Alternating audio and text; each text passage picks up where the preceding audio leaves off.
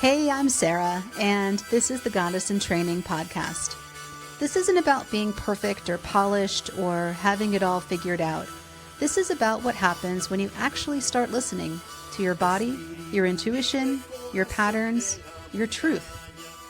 I'm asking big questions and having real conversations, sometimes messy and sometimes magical, with people who've lived through it, grown through it, and still don't have all the answers. If you've ever doubted yourself, betrayed your gut, or wondered if you're the only one, you're not. Let's talk about it.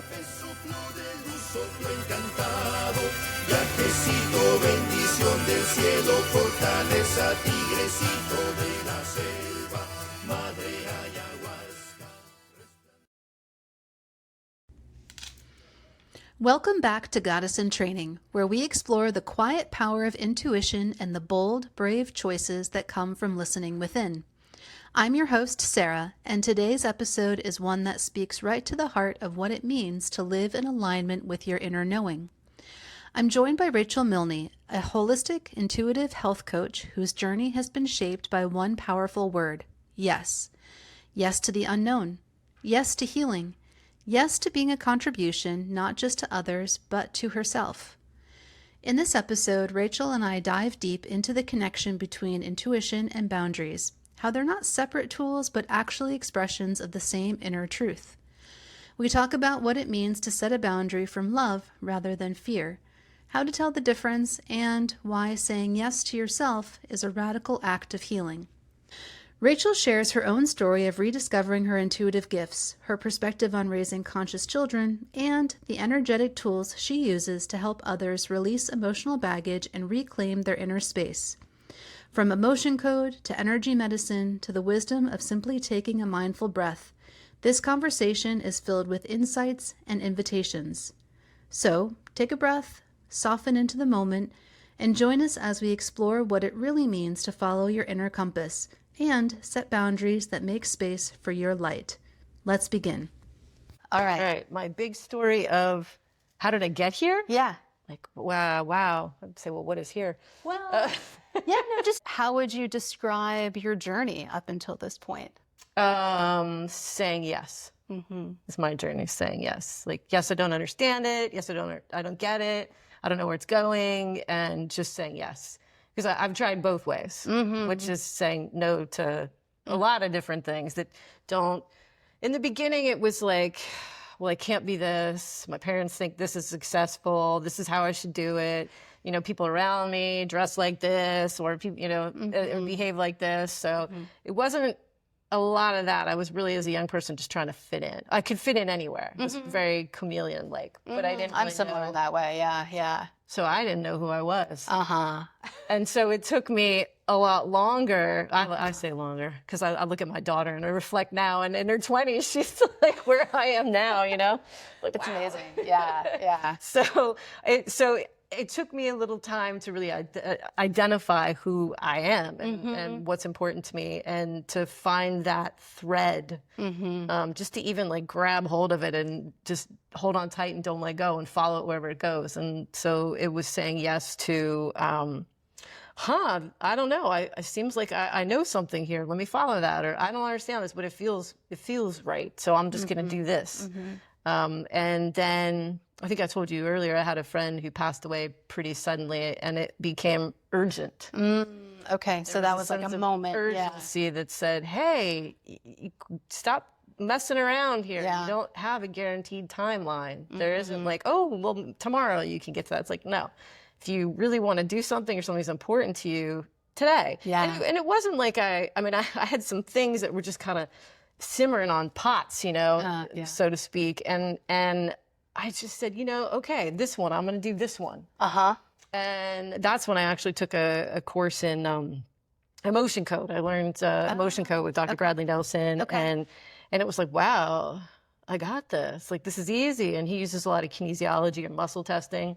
And it was like, oh, I know this. Like, it was not hard for me at all. I didn't struggle to learn any of it. Yeah. It just seemed really natural. And from there, it became, oh, well, I just know things. And I had always known things, but it wasn't really acceptable for me to know what I knew and talk about it. And so I just didn't. And I used to tell myself at like, I don't know, 12, I'm crazy. I'm just crazy.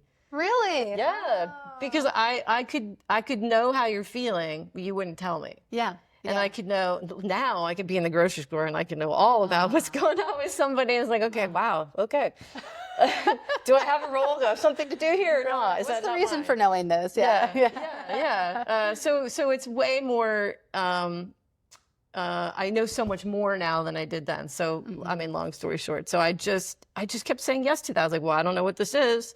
And then I would start working with people, I was training, and I just have people come in for, volunteer, and I'd work with them with emotion code tools. And then I started to get these messages, and I'd say, oh my gosh, this is nuts. Like, what? And eventually, again. Not phone messages. You mean like spirit messages? No, like spirit messages, like, oh, I'm hearing this for you. And I, again, with that whole saying yes, I thought, well, I can say no, but this is really uncomfortable. And I'm hearing this. So I should say I'm receiving this. So this isn't just for me. So I'm playing small. They're being cheated. And I am here to be a contribution. Like that is my sole life purpose, is to be a contribution in whatever way, shape, or form that looks like, including me. Yeah. Right. So whatever that is, I'm part of it. Like me, my needs, my requirements, my desires are all part of that contribution, not exclusive of. And I think that's where the boundary piece comes in too, because our culture is a lot about, like, oh, do that, but don't bring yourself to that. It's at the exclusion of yourself, especially women. We're the caregivers, we're the put your children first, we're the, oh, your neighbor needs help. And those are all really beautiful, wonderful things. And men do that too. It's just, how do we bring more of ourselves to that too, so we're not excluding ourselves in that? Exactly.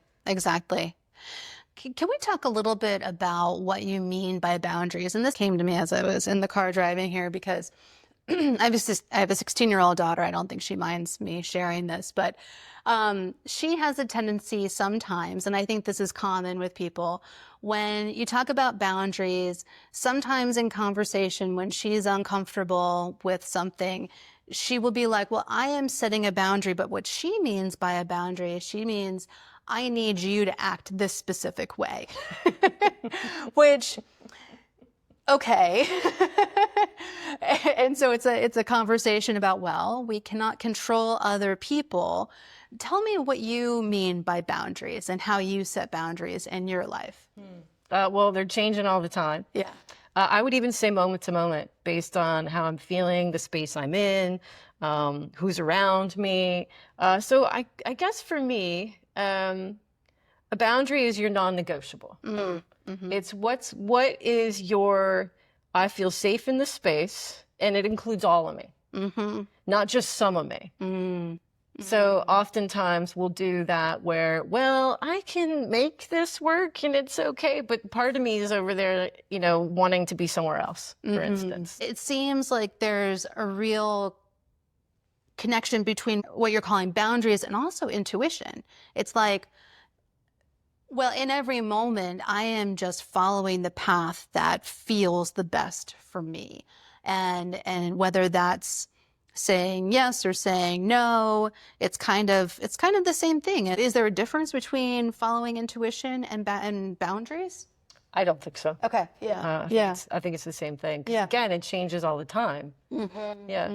So you have a sense of things that line up. There's a sense of ease. There's a sense of spaciousness. When something doesn't line up, there's like something just doesn't feel quite right. And that to me is where I look at boundary. Now, maybe I need to set a boundary for myself, even, or someone else. I think boundaries, that word kind of gets a bad rap, actually. Well, the way that I think about it too is, I think it gets a bad rap in the sense that so much we talk about the safe spaces and that kind of is used in a negative way that people, and maybe the younger generation, is like super sensitive. But I think there's a balance there, that there's setting firm boundaries and knowing yourself and knowing what's okay for you. And then also being resilient and being able to be in a classroom that's talking about things that are uncomfortable, right? Yes. It's important to be uncomfortable sometimes. I would agree. And so you can't set all your boundaries in such a way that you're never uncomfortable, because if you're never uncomfortable, you never learn. I would agree. So maybe that's not so much about a boundary there. It's, am I willing to be vulnerable?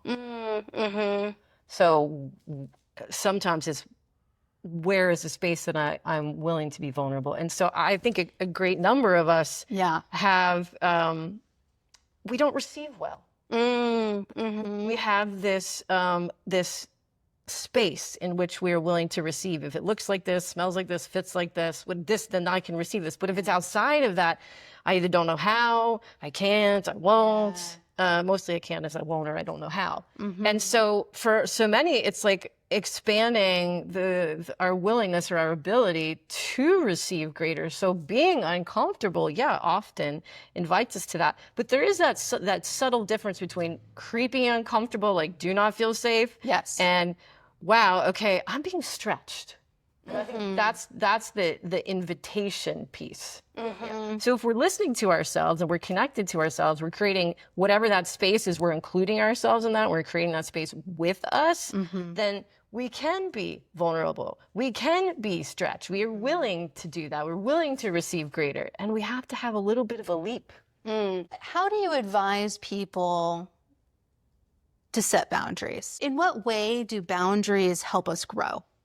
Ooh, I think to tell us more about ourselves, which is what we're all really here for, to learn more about ourselves, to show up as the infinite being that you are and that I am, which is really the oneness that we all are, part of everything. Like we're part of the beautiful tree outside and the mountains and the green grass and, even the carpet, and the chair. So the more we learn about ourselves, the more we make space for that, like that divinity, that greatness, that capacity, then the more I can really show up and be present here with you and with everyone, which is, I really think the goal of for all of us is to recognize our oneness, our interconnection, and to live from that space. Can you talk a little bit about, I believe that all relationships are mirrors into ourselves. And so boundaries are so often intertwined with our intimate relationships, whether friendships or romantic relationships, family. How do boundaries help us see the reflection in ourselves and other people? That's a really good question. How do boundaries help us see? Can you ask it a little different? Thinking about my daughter, this is like a typical, I think, situation where somebody starts thinking about boundaries and can use that thought process to learn about themselves. So she's confronted with somebody who says something to her about her relationship. The person doesn't know anything about her relationship, but the person says, well, from my experience, you're young, there's a chance this relationship isn't going to last. My daughter has a visceral reaction to that. Like, wait a minute, you have no idea who I am, what my relationship is. And so her first instinct is to be like, well, she feels uncomfortable. And then instead of thinking about, well, maybe there's both. Maybe she starts thinking a little bit. Maybe it opens up that door to expand her thinking about who she is. But she also is like, I don't want you to say things like that. I'm going to set a boundary that I don't want you to talk about my relationship. And so in real life situations where somebody is feeling uncomfortable and where they want to set a boundary, how can you walk the line of setting the boundary and thinking about the boundary, but also allowing yourself to think about why you're setting the boundary? If you're in a place where you have the space to do that, sometimes people are just set the boundary because it's scary, it's traumatic. Yeah. It doesn't sound like that's the case for her, but it could be a trigger. Right. It could be a tender spot, and then somebody goes there, and I'm not ready to look at that yet, possibly. Or I might look at that, but not with you. So you never really know what you're creating when you ask that. or when you say that. I think there's a difference between setting boundaries when they're triggered by fear Yep. and boundaries when they're triggered by intuition and a space where you're just like, I just need space here. So what's the difference? That's for you. Yeah. That boundary is for you. When it's fear-based, often it's from external too. Like, I don't feel safe in this area. Yes, it's mine, but there's something else that's going on that triggers somewhere else, right? What role does love play? And we jumped right to like fear-based boundary setting, but what's a boundary that's set in love?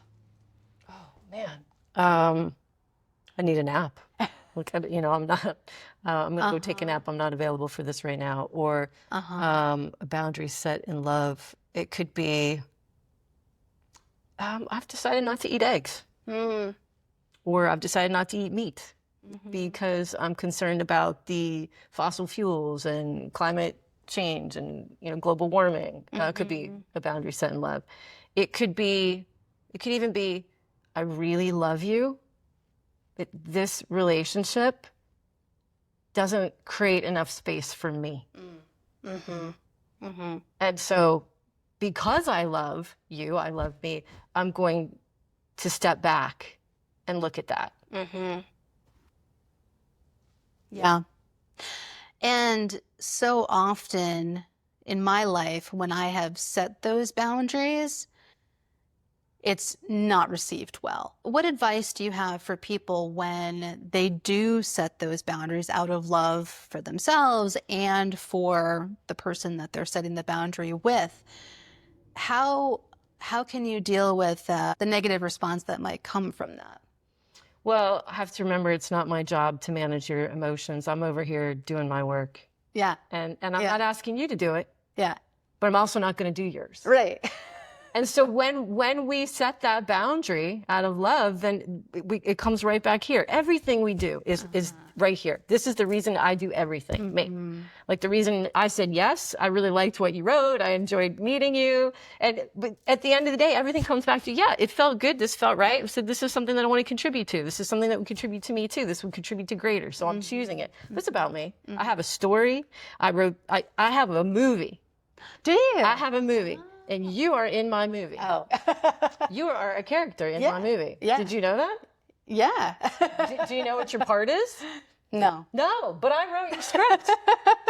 Well, I think this is where we were going with the mirror too, that everybody is playing a role in our movie. Yes. And we are manifesting our reality, and boundaries are an important role in creating that reality and writing those scripts. I think what happens is you move beyond boundary. I think when you slip more into intuition and that takes up more space and that becomes like the guiding force in your life, that boundaries they don't really need to be there because you're choosing based on an inner knowing and a connection that just feels light and there's a sense of ease and spaciousness about it and peace. And so it doesn't become like a boundary is like a wall or a barrier, and you don't need those things because you start to navigate and move through space and time very differently, and relationships with people and places very differently. And so we don't exist in the same way at that point about needing to create structure. It's almost like bumper cars or training wheels on a bike. Like I start off with boundaries because those are my training wheels. Exactly. Right? Exactly. And eventually I don't need the training wheels anymore. I'm just connected to myself, my inner knowing. I'm guided by my own compass, by how I feel. And that is valid enough. I don't need anybody else to determine where I go or what I do with that or to validate how I feel. Period. End of story. That's it. Yeah. And going back to the story of my daughter, I think that, that's the difference. In her growing mind, she's setting a boundary. And where I would like to kind of push her to get to is, you don't need to have these hard and fast rules. You can flow through life by listening to your intuition.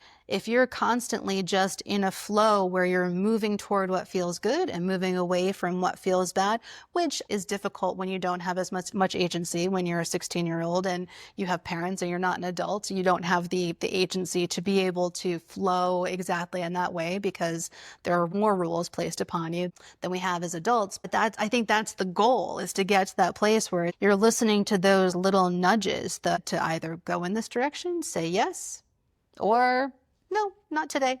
Yeah, yeah. And we tend to make it a really big thing, like, my intuition I use for making decisions about, do I buy this car, or am I gonna go to this college? But really, it's everything. It's all the little things in between that. Like, Exactly.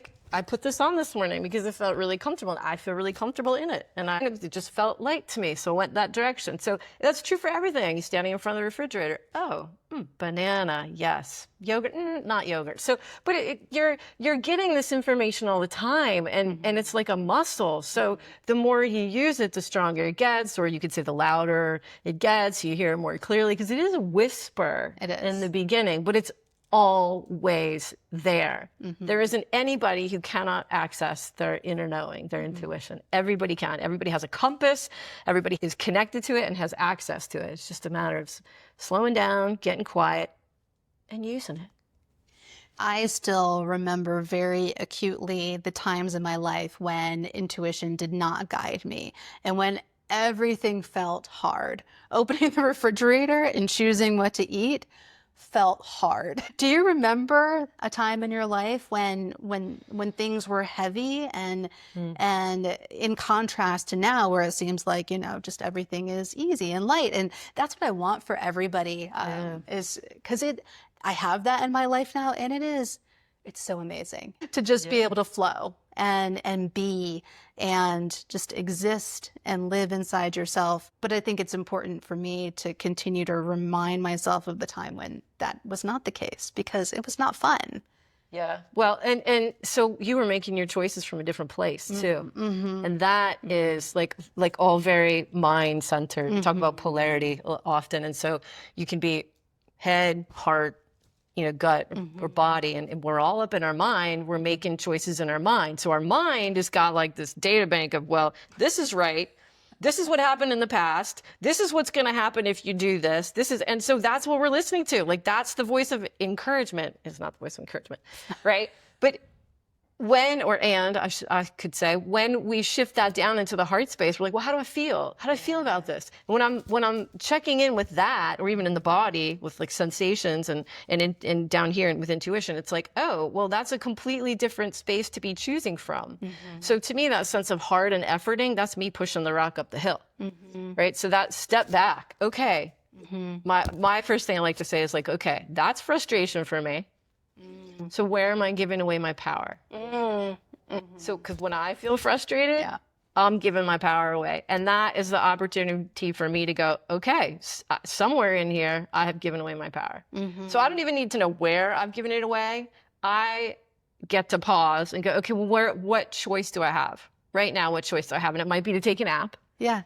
It might be, I could skip breakfast. And that's valid choice. Yeah. But my mind is going, no, you can't skip breakfast because, that's the most important meal. And, right, you got to put gas in your tank. And this is what I'm saying. Like, we got to drop down and go, choosing from a different place. So, yeah, when I'm struggling, I'm up in here. So what kinds of healing modalities have you used, and what are you leaning toward today?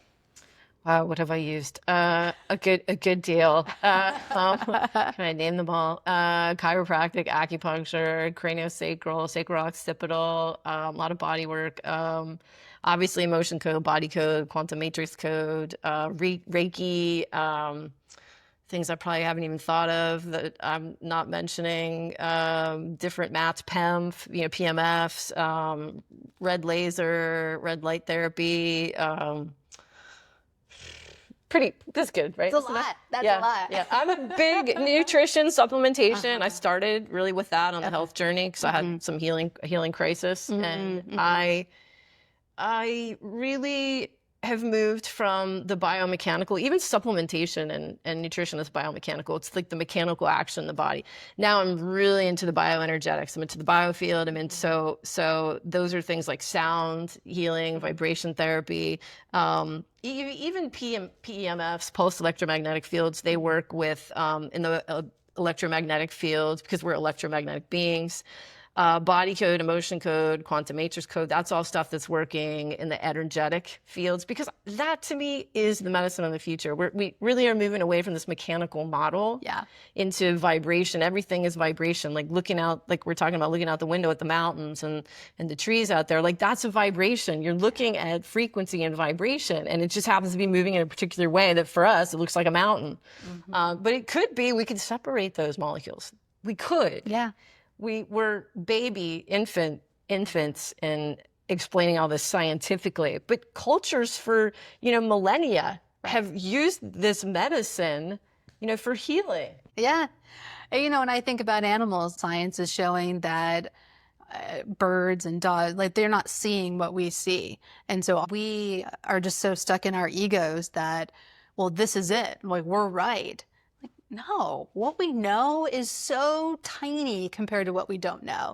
And the more that I lean into that, the more joy I find in the life, because it's like, and it just helps me not take life seriously, because it's really not. We put so much emotion into things that really don't matter. Speaking to that and bringing that back to boundaries, my mother taught me this most phenomenal lesson, and she just said, both things can be true, Rachel. Yeah. So when you're in a position where one person is choosing one thing and you're saying, well, no, this is my boundary, I'm choosing something else. It's like, well, that could be true for you. That could be very true for you. I'm listening to what's true for me. So you don't have to be wrong. I don't have to be right. And I don't have to be right. And you don't have to be wrong. We could just not agree. And that's okay. I'm laughing because this happened yesterday with my kids. My son is 19 and my daughter is 16. And the two of them were given to each other to work out emotional issues that they have. And I've gotten to this place where I just kind of laugh at them because I see the cycle happen over and over and over again. And I'm somewhat responsible. I had, a terrible marriage with their father, and they experienced a whole lot of shit when they were really little. But they had a situation where there was a misunderstanding and not great communication. And they both just really, really needed me to say that the other one was wrong and to say that they were right. And I wouldn't. My son in particular, who's studying psychology now and is trying to use what he's learning in his psychology classes, which is great. I'm very grateful that he's on this path. But he's like, well, she was clearly rude to me, and I can't see how you don't see that. Like, both things can be true. Both things can be true. Yes. And I said, I'm not. I am not going to take sides. And the reality is the two of you need to understand what's really at play here. And eventually you will, or maybe you won't. And if you don't, these same patterns are going to show up in lots of other places in your lives. So it would be really great for the two of you to move past these things with each other right now when you're young. You'll have a lifetime. Yeah. What did Ram Dass say? You think you're enlightened, spend 3 days with your family. Exactly. But that's the mirror. I mean, we are definitely thrown the things that we need to deal with internally in our faces all the time. Yeah. And for both of them, their feelings are valid, regardless of what the other person feels or doesn't feel, which goes back to what you talked about before. What if when you say yes to something, the other person, doesn't respect that? Well, their feelings are valid too. They don't have to agree with you for your choice to be true for you. And that's the piece, that's the muscle. That's the piece that we really build on. We work with it. Okay, yes, I know this. Okay, yes, I know this. But they don't like it, but it's okay. Because yes, I know this is true for me. And one day I wish them well, and one day they were going to work that out. And it might be like, oh, I really wish that they could have seen it now. I mean, but how many couples, their partner goes on to be with somebody else and they do all the things with that other person that they didn't do that person really wanted them to do. It happens all the time. But, life ripens at exactly the right moment. So it's sort of that, like, yes, you do you. I want you to be happy. I'm going to do me anyway. And if you can't be happy for me, that's okay. I can. And I think that is really coming back to that sense of connection with self, not needing this external validation. And our culture is all about external validation. I mean, look at social media. I know this is on social media. So, I know. So we'll carve out that niche there. But, it's a lot about, do you wear this? Do you dress like this? Do you eat like this? Do you look like this? Do you buy this? I mean, we are the most marketed to culture in the world, I think. And so there's an important part there in just recognizing what's true for you, and nobody else has to agree. Nobody else has to agree for it to be valid, for it to matter, for it to be significant. You're not on social media, right? Ooh, no. I mean, this is like stepping outside of where you normally are by being on a podcast. And I am stepping into this season of my life where I am putting myself out there in really ways that I never imagined. My whole life is all over the internet. In hopes to speak to people and help people think and grow themselves. But I also believe that opportunities that are meant for us come to us regardless of how we put ourselves out there. Yes. Can you talk a little bit about your experience building a business without the social media ecosystem that I am now entrenched in? Yeah, it was that, like, I couldn't do it. It wasn't me. Yeah. And every time I tried to, like, start something or move something, it was like, and I was just like, well, there's no point, like, again, pushing the rock up the hill, because then I would beat myself up. Oh, no, you should be posting like once a week, and you should be doing this. And I was like, well, this is not a good feedback loop. Yeah. This isn't working. Yeah. Shoulds Shoulds are never good. No, in my house, we have this saying, don't shit on me. I love that. Right? Or, did you just shit on me? So it's a really good, but it gets your attention because it's a judgment. Mm-hmm. That's us judging someone else or judging ourselves. Mm-hmm. Yeah. So we want to stop that one right there. And we get a chuckle out of it. And then, I guess I am. Oh, that's interesting. What's that for you? And so it shifts the conversation right away. Mostly because we've played with it for a while. Wait, but do your kids use that against you? I feel like my kids would be like, you're telling me I should empty the dishwasher? Oh, yeah. Are you shitting? Oh, yeah. Absolutely. But hey, that's a muscle you want them to practice, That's right? True. And that allows you to be more intentional with your words, too. Right. I mean, what's one of the first agreements? Be impeccable with your word. So that really invites you back to, okay, I'm not saying you should. Like, this is what I would say to my daughters. You want me to ask you, but this isn't really a yes or no question. So do we need to go there, or can you contribute as part of the family, which is something that we're all doing here together? Or do you need me to insist that you do it? What feels better to you? Oh, I love that. So you bring it back on that. What's better to you? How do you want this to happen? Because the dishes are going to be emptied from the dishwasher. Yeah. This is going to happen. Right. And I want to respect you. I know you want to be asked because I want to respect you. Yeah. I also want to feel respected too, which is that this is all part of the family unit. We are all working together to make this happen. Yeah, it's true. Oh, and it just it takes all of the ickiness out of conversations, really, too. And the power dynamics, too. Yes. Yeah. So it's a little messy, as you figure this stuff out. It's messy and it's bumpy, but life is messy and life is bumpy. And then you get into, oh yeah, I got this in a groove, and then your groove goes along, and then somebody throws in a little curveball, and then your groove shifts over here, but if you're committed to, working together and learning to communicate, and if you're committed to really asking those questions of yourself, like, oh, well, what is true for me? And, oh, is this mine? And I don't like that about you. And what does that mean about me? In a very loving way. Yeah. In a kind and curious way. Right. So I think this is really important too. In one of the schools that I've followed for a while is Access Consciousness. And in Access Consciousness, a question is open-ended and full of possibilities. An answer is limited. That's the end. It doesn't go any further. So if you can ask a question about something like, how does this get better? What else is possible? Or my favorite, how can this happen as if by magic? Things can change. But if we go to, well, what's the best way to take care of this? Or how can I get my child to blank, blank, blank? not quite as open-ended because you're still in the blank, blank, blank part, right? So if you can ask, okay, how can this happen as if by magic? Or what greater could be created here by the two of us? Or something along those lines. So that's a tool I really like to use a lot. And sometimes it's just like, what else is possible? Yeah. Or how does this get better? But I mean, that's just, it's an invitation. Yes. Yeah. Unlimited possibilities, because there is never just one answer. We just get caught up oftentimes in what's the right answer? What's the right way to do this? So my husband and I were looking for a house, wanted to move. It was time to move. And we were looking in a few different places. And he really liked West Virginia. And I was like, no, I'm not feeling it. And we're trying to make the connections and all up in here, all up in the head. Well, this is good. It's 2.5 hours away. We can still see our old clients and we can still have new clients here. And, it just didn't feel right. Just didn't feel right. And so finally, we came here. This is the Smith Mountain Lake area, Roanoke area, to visit my folks. And it was like, oh, I feel good here. Mm-hmm. I could take a deep breath. I feel relaxed here. And from that point, I said, okay, all my choices around buying a house are not happening here. Mm-hmm. They're happening here. Mm-hmm. So we bought a house we didn't even see. I had the same exact experience moving here. Yeah. Mm-hmm. So what an example of choosing from a different place. Exactly. Not what's right, what makes sense, how's it going to work, but choosing from, I don't know, but this feels good. So I'm going to do this. Mm-hmm. Mm-hmm.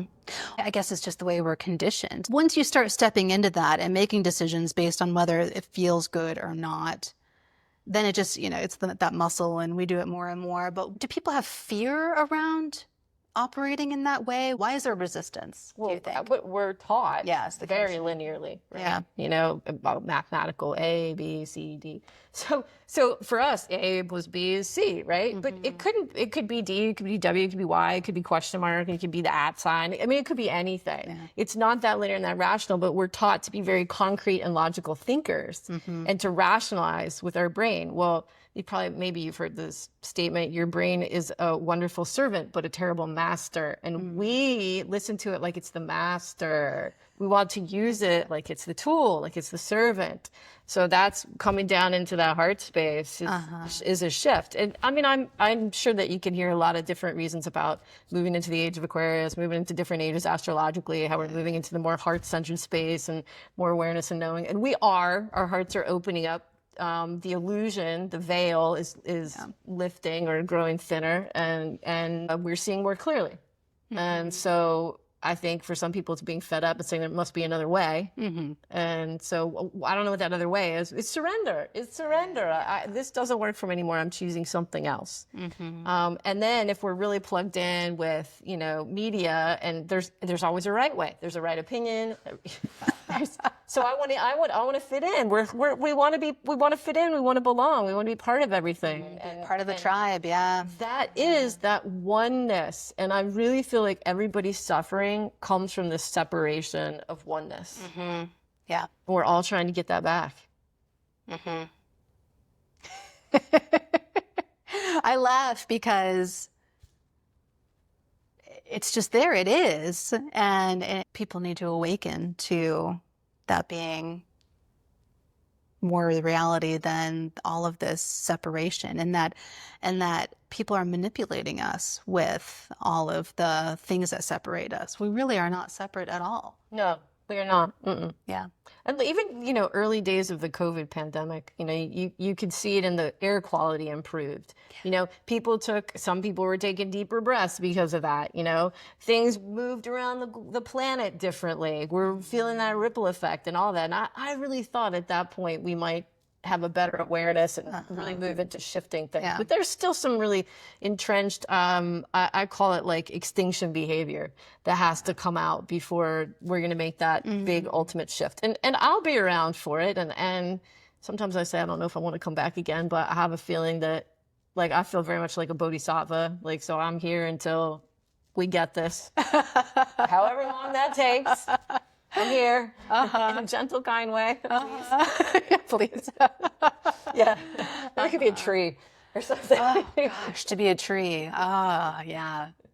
I don't know. I was talking about Costa Rica and these ceiba trees that live for hundreds and hundreds and hundreds of years, and they just have such a strong, calm energy, and people use them. They're so tall, and they kind of tend to not have other trees around them, and so people use them to give directions because they're just so magnificent.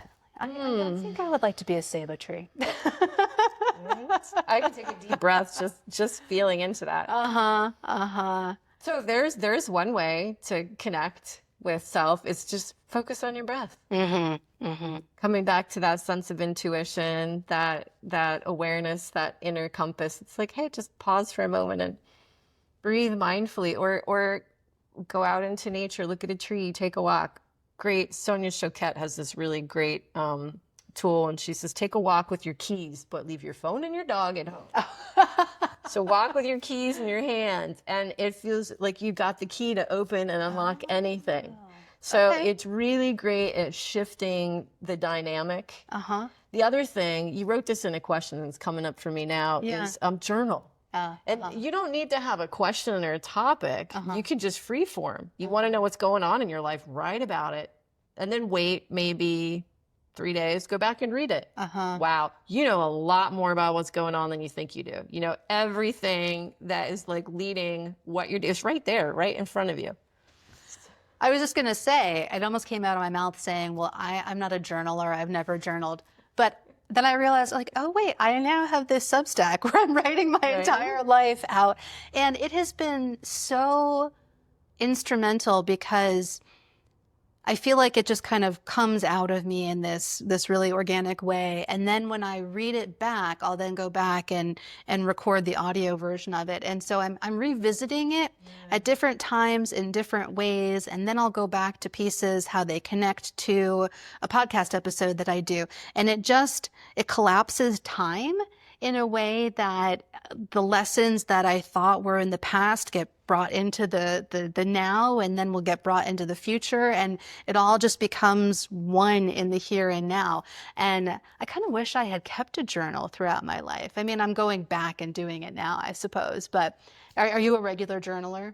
Yeah, my journaling has changed. So I used to just write. Now I write questions. What I'd like to know more about. And then I just sit and listen to it, and then I'll fill in, like, and it's amazing. I'll go back later and go, wow, man, that was like really profound. And I'll forget about it. So I'll go back and I'll read it like, oh yeah, I'm going to do that. So it's more guided for me.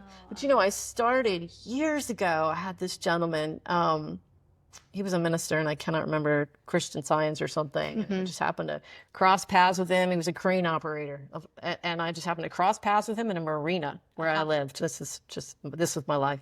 Yeah. And he said to me, you know, you could do this exercise where you have a sheet of paper, you draw a line down the middle. On the left, you put your name, and on the right, you put doormat. And then you have a conversation with the doormat. And, you know, so it started out as you can kind of imagine, like, hi, I'm Rachel. Hi, I'm a doormat. You know, Rachel says, I'm talking to a doormat. And the doormat says, yes. You know, so it kind of like starts out that way, like, this is really silly. Yeah, it is. And then eventually gets into, yeah, I kind of do feel like a doormat sometimes. And then it goes back and forth. And the doormat's like, well, I don't mind being a doormat. Everybody stands all over me. They walk all over me. I don't mind it. I like it. And then Rachel's like, yeah, I don't. Like, where am I in all that? You know, so it's just a really great tool sometimes if you feel like you can't say no in your life, and you're wondering, like, where do I start with making choices? I would say choices for myself that include me. So boundaries for me are about making choices that include me. So if I'm not making choices that include me, then I feel like I need a boundary. So having a conversation with you and the doormat is a really great way to see what pattern you have, what you think about that, where you're making your choices right. And then you could fill in doormat with like so many other kind of benign objects and have a different kind of conversation. Absolutely. You could pick something else. He picked doormat because I was saying yes to everything, not to me. Uh-huh. Let's talk a little bit more about that because I am also a former, I would like to say former people pleaser. And so boundaries were really uncomfortable because I didn't want any kind of conflict. And, I was the child who kind of took care of things in my house, the typical stereotypical story about how we become people pleasers. But what kind of advice do you give to somebody who's in that people pleasing space and is really reluctant to create boundaries? That would be a good exercise, the doormat exercise. Yeah. Starting with that.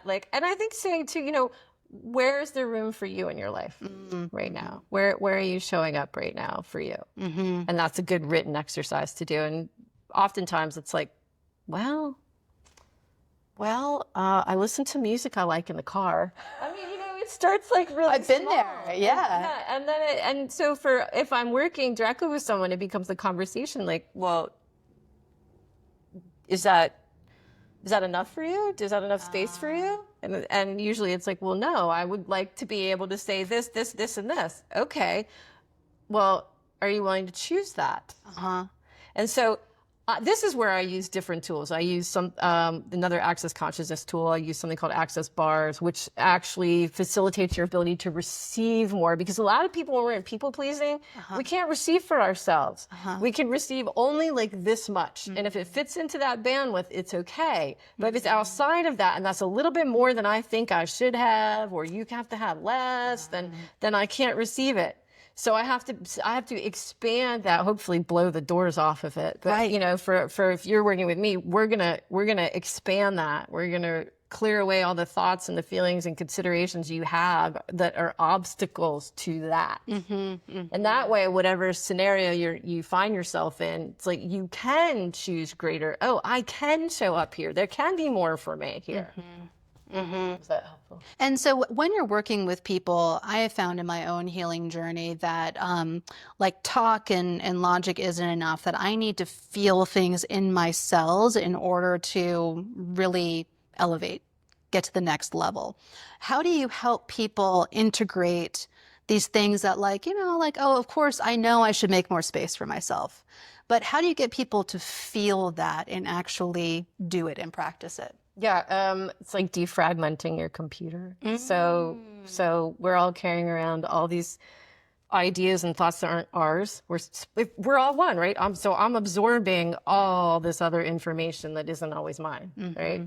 And so if I can relieve you of that, either through emotion code work, relieving the emotions get trapped in your body that are heavy, that keep you stuck, that keep us repeating patterns. Like we talked about ancestral DNA emotional DNA that we carry that creates our patterns too. And so relieving that through emotion code work, basically what we're doing is we're lightening your burden, the baggage that you carry around. The body feels that. Because it is energetically heavy. It's like walking around with a 100-pound backpack full of rocks. Yeah. But you don't know it until it's not there. Right. So what I find happens is we create this sense of space. So when you walk out the door, it's like, wow, it might be, I don't know what just happened, but I feel great. And there's so much more space. So when there's more space, I can choose differently. I'm not limited by that narrow band in which I can receive or where everything has to exist. That's such an interesting way of putting it. Yeah, I guess it's all that like defragging that we fill ourselves with all this stuff that's unnecessary. And that's where like I kind of laugh at life. We put energy into so many things that really don't matter, and then it leaves no space for ourselves. And we need to get back to a place where we're really remembering who we are, because it's there. It's there. Yeah. It's there. Yeah, it's like your song. That song is there. It's just a lot of static around it. Yeah. So really reconnecting to that and then navigating from that as your inner compass. Yeah. And it's totally doable. And it's just one choice at a time. So how do people find you? How, since you're not on social media, like how have you built your business, and what does it look like when people do come to you? Yeah, word of mouth is mostly how I built it. I have some brochures that I put up in different places. I partner with different practitioners. So I might work in a space that has massage and estheticians and rolfers. And so we support each other in that way. I decided moving here, I was very about community. I really desired to contribute to a community that included me. And so this space here that you find yourself in, I teach yoga here on Tuesdays, 2 classes. And so that's creating that community. So people find me through there. I have a website, which is myhealingsupport.com. Sometimes I'm doing on, this probably will come out after this, but on Friday, 2 days from today, there's an open house at Maplewood Studios in Roanoke. Oh, okay. And it's a new wellness center, gathering place also. And so I'll be there from 2 to 6, and there'll be several other practitioners there too. Oh, I'll have to come. Yeah, definitely. I hadn't heard about that. Beautiful, beautiful space. They have an open space out back for music. So how do I connect with people? Oh, no, this is probably the most important. Energetically. Yeah. So I talked about this the other day with a friend. It's like I rang my bell. So energetically what I do is I put out there, like, this is who I am. This is what I am willing to contribute. And this is how I can contribute. So if you want to do this work, I'm here. And it's like ringing a gong in the universe. So if you're listening for that frequency, you'll hear it and you'll find me. I met some folks at an acting class that I just took for fun. I've met people at a marina or just, different places where you just talk and meet people, but they just hear, they'll find me. I'm like, oh, I found you, or I heard about you. And I was in a class with somebody and she said, I knew I had to work with you.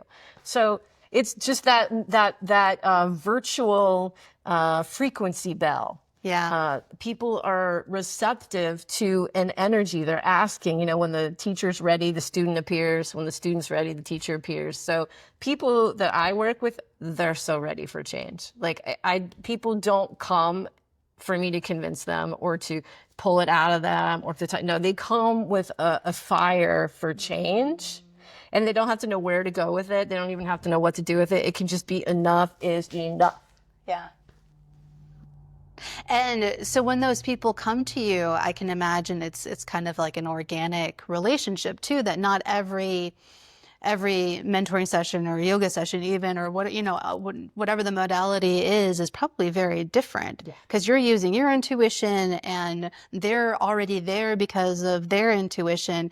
And do you have any stories of how that's kind of unfolded and and how somebody has then changed and elevated because of the relationship? Do you know what the commonality is between people? We're all learning to trust in ourselves. And then trust source, God, divine, universe, nature, whatever you want to call it. But it's always about coming back to me. Coming back to, can I trust this infinite being that I am? I think it was, there's a quote, I usually misquote the source. Maybe Nelson Mandela, I'm not sure. But we're afraid of the light within us. We're more afraid of the light within us than we are of the darkness. And that's the piece of people really turning towards and being the brilliant light that they are. Yeah. Really. And so what does that look like in my practice? It could be people choosing for themselves more, stepping back from other roles and choosing for themselves more. Walking out of here with just mind blown because, wow, I didn't know there was another possibility. Yeah. Another, I don't need to be in a relationship. I thought I did, but I don't. What I really want is the relationship with myself. Trying to kind of give general shifts. Sometimes it's physical. Wow, I don't have this pain in my knee anymore. Because the body is a metaphor. Discomfort and dis-ease in the body is a metaphor for something greater. So like a pain in the neck is, what in your life is a pain in your neck? What's going on? Where are you not, or is it where am I not speaking my truth? Myself or to other people. So change. Some people would just say, I just feel lighter. I don't have this baggage that I'm carrying around. And so because of that, you can make different choices. When you're carrying around this bag full of, old tricks, if you will, you're gonna make choices based on those old thoughts, feelings, considerations, paradigms, behaviors, patterns, all of that. And if you're not aware that you have it, then it's like everything you see is like this. It's like I don't have a clear look. Wow, okay, that's a camera I'm looking at. Okay, it's like, well, it's a rectangle, and I can't. There's just this stuff in the way. Yeah, you know. It creates that space. Yeah. For more possibility, for greater for you. There's more room for you. And this reality, this is crafted reality, this consciousness needs you to be here. So badly right now. We need your brilliant light. Yeah. I've gotten chills so many times throughout this conversation. Thank you so much. Cool. Yeah, I hope everyone hears those words, because it's so important. And also to come back to that sense of community that I think that you were talking about. And I think that's so important, and part of what I'm trying to build here with Goddess in Training too is that we need each other. We need each other to tell these stories and to help open up those spaces so that each individually, our lights can shine as brightly as they're meant to. Hallelujah. Thank you. Thank you. And yeah, thank you all for listening.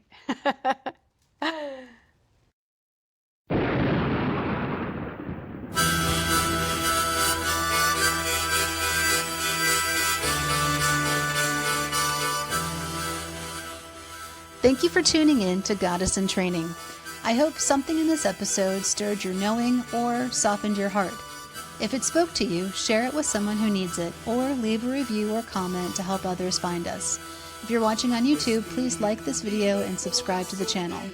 If you want to hear more conversations like this, please consider supporting Goddess in Training on Patreon. For more tools and offerings to deepen your intuition practice, visit goddessintraining.online.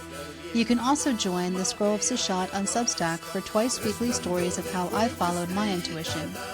The music for Goddess in Training is Madre Ayahuasca by Arkawa, and you can find more of his music in the link to his website in the show notes. Remember, your intuition is not a mystery, it's a memory. Keep listening.